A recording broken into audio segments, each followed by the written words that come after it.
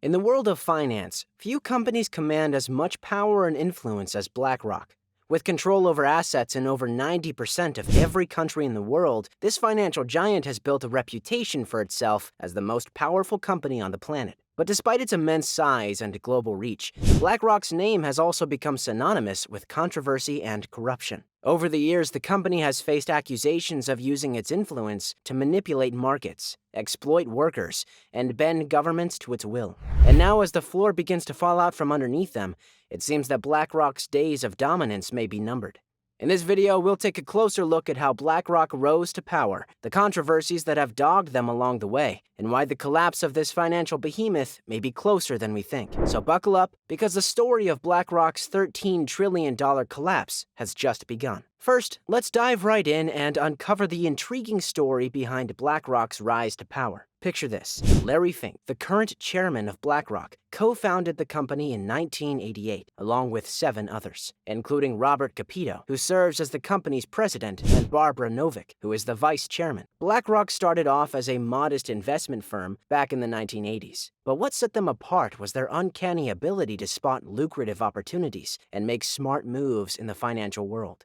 With each successful investment, their influence grew, and their assets under management skyrocketed. It was a gradual ascent, fueled by their sharp instincts and calculated risks. Before anyone knew it, BlackRock had become a formidable force in the global financial landscape. Now here's where things get interesting. BlackRock didn't limit its dominion to the realm of finance alone. They had their eyes set on something bigger, the U.S. government. Through a strategic plan of high-profile appointments, they infiltrated the corridors of power in Washington. It's like they were playing a game of chess, positioning their executives strategically in key positions of influence. This move allowed them unprecedented access to decision-making processes, policy shaping, and the ability to nudge things in their favor. Currently, BlackRock's main source of revenue is managing investments for external clients, particularly institutions, such as public pension plans, endowments, and foundations. But that's not all. BlackRock's craftiness extended beyond their talent pool. They had a knack for hiring ex-government employees, folks who had served in crucial positions of power. 2 high-ranking officials in President Joe Biden's administration have previously worked for BlackRock, the massive investment firm based in New York.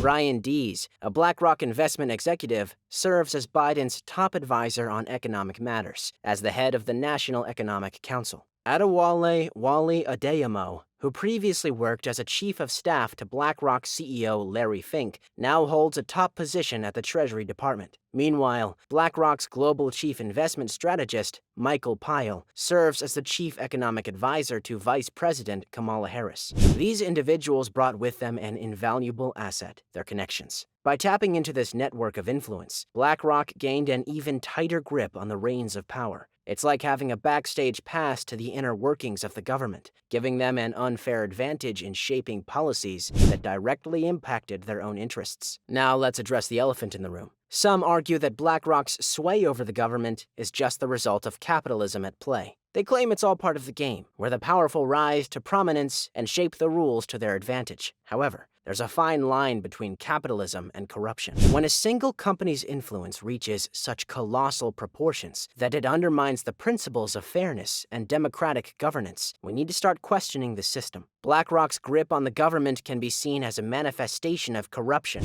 rather than a natural consequence of capitalism. Despite its immense power and influence, BlackRock has recently found itself under the microscope, facing public scrutiny and criticism. One of the key issues that has caught the public's attention is BlackRock's involvement in the buying up of single-family homes, effectively monopolizing the housing market. This has raised concerns about the impact on housing affordability, particularly for average citizens looking to achieve the dream of home ownership. Critics argue that BlackRock's massive purchasing power gives them an unfair advantage, driving up prices and limiting options for regular buyers. In fact, the Wall Street Journal recently published an eye-opening article titled, "If You Sell a House These Days, the buyer might be a pension fund," exposing BlackRock's extensive real estate investments. The report revealed their significant presence in markets across the United States, acquiring thousands of homes and amassing a substantial real estate portfolio. This level of control and consolidation has raised questions about the concentration of power in the hands of a few, potentially distorting market dynamics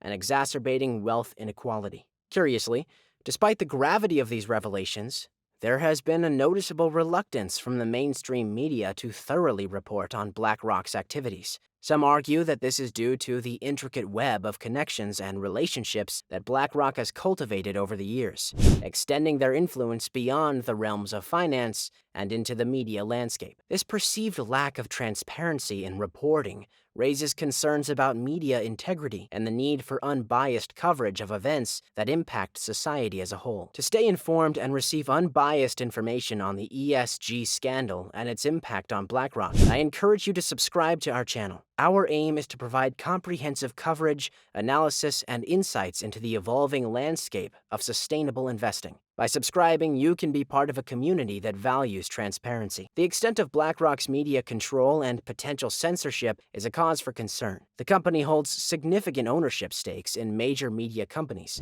allowing it to exert influence over the content produced and disseminated by these outlets. This concentrated ownership gives BlackRock the power to shape public opinion, control narratives, and potentially suppress information that doesn't align with its interests or agenda. One notable example of BlackRock's media control is its ownership stake in Google. As the parent company of YouTube, Google wields immense influence over online content consumption. With BlackRock as a major shareholder, there are concerns about the potential bias in content moderation and algorithmic recommendations on YouTube. In recent months, there has been a surge in public outrage and a growing push for change in response to BlackRock's actions. One notable example of this is the French protesters who took to the streets to demonstrate against the influence of BlackRock. The protesters expressed concerns about the company's significant control over the global economy and its potential to exacerbate inequality. The demonstration highlighted a growing sentiment of discontent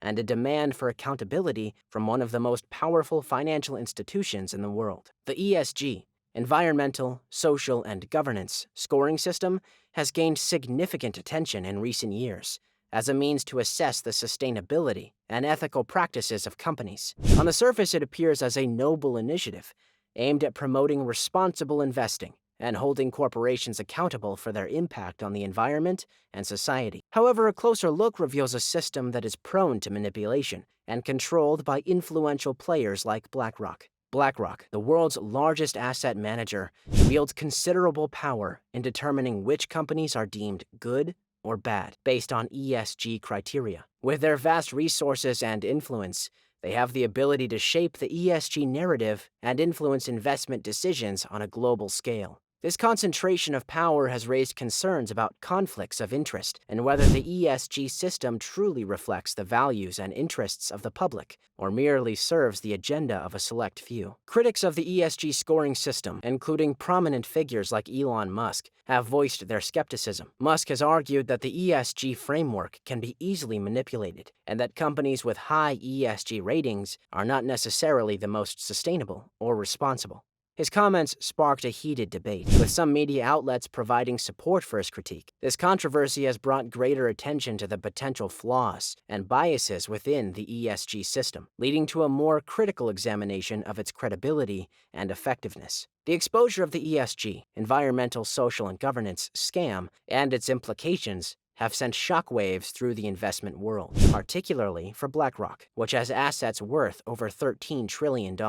As one of the largest players in the ESG space, BlackRock's reputation has taken a hit. The public is becoming increasingly aware of the potential manipulation and flaws within the ESG scoring system, which raises doubts about the credibility of BlackRock's influence over which companies are considered ethical and sustainable. This exposure threatens to erode BlackRock's stronghold in the industry and weaken its monopoly.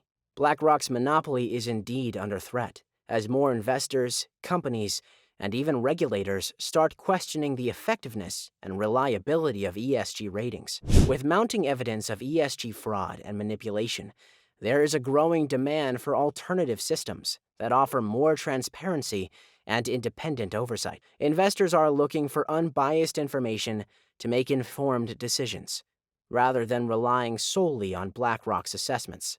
This shift challenges BlackRock's dominance and opens the door for competition and innovation within the industry. If you enjoyed this video, guys, make sure to subscribe to the channel, like the video, and watch this one as well.